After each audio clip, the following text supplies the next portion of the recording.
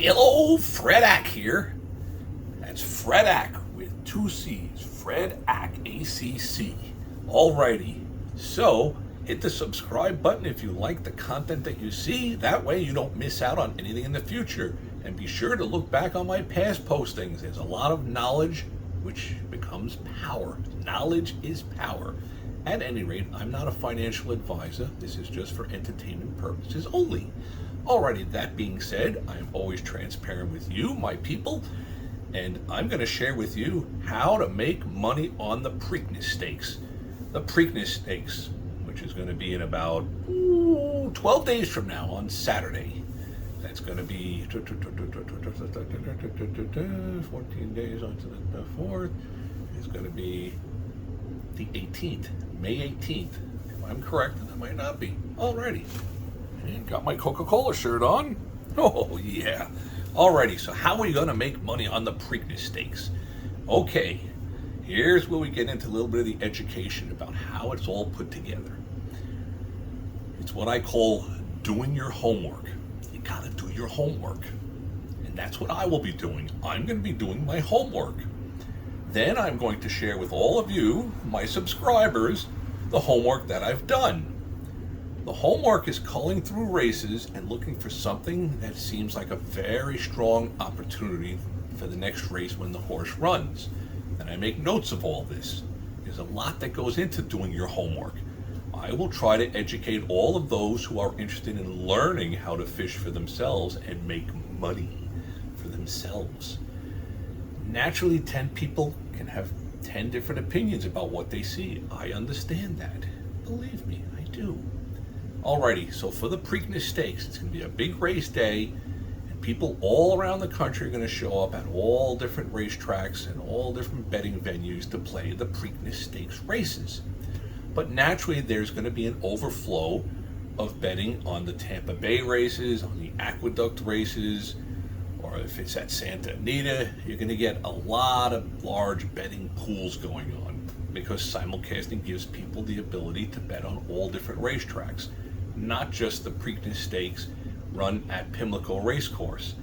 Alrighty, so with that being said, if we can come up with from our homework something of the trip notes, something to zero in on that we can use, that's going to give us the ability to try to lock in on something that we can make a nice hefty profit.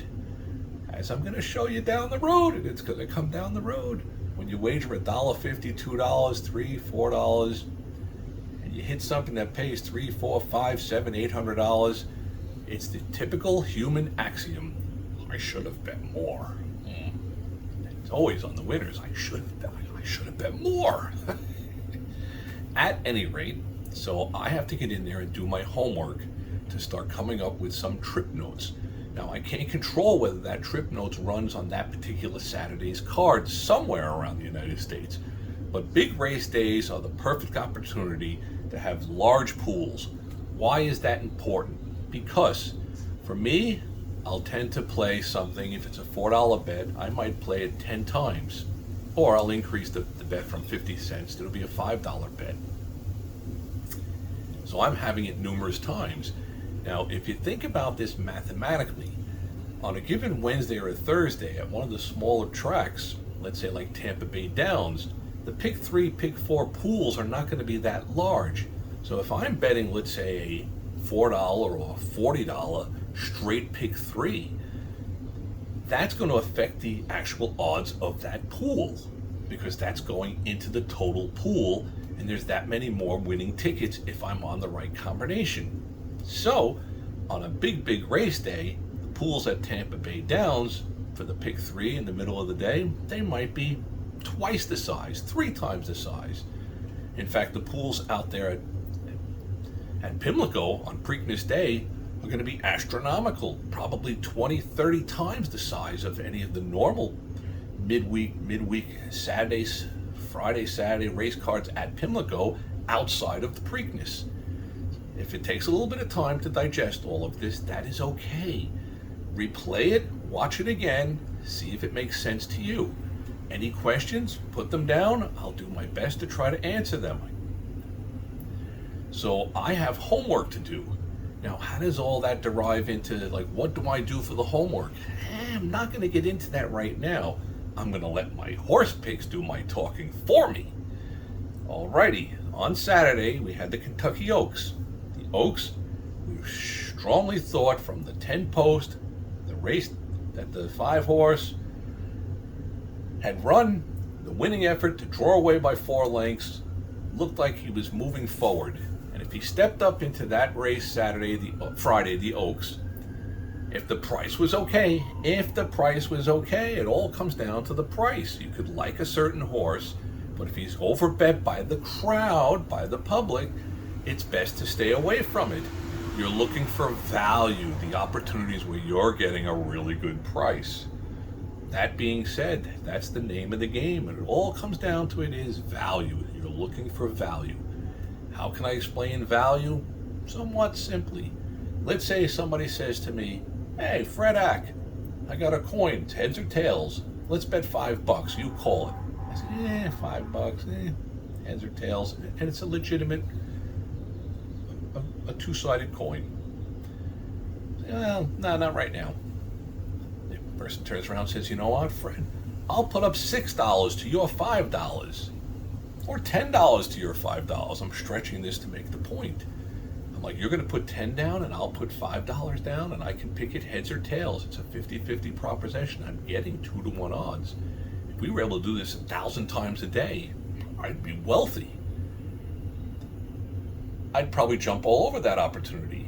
Be it as it may, if it comes up I say tails, it comes up heads, and I lose my $5, I would know that I made my donation to this person in a situation that I had the mathematical odds in my favor.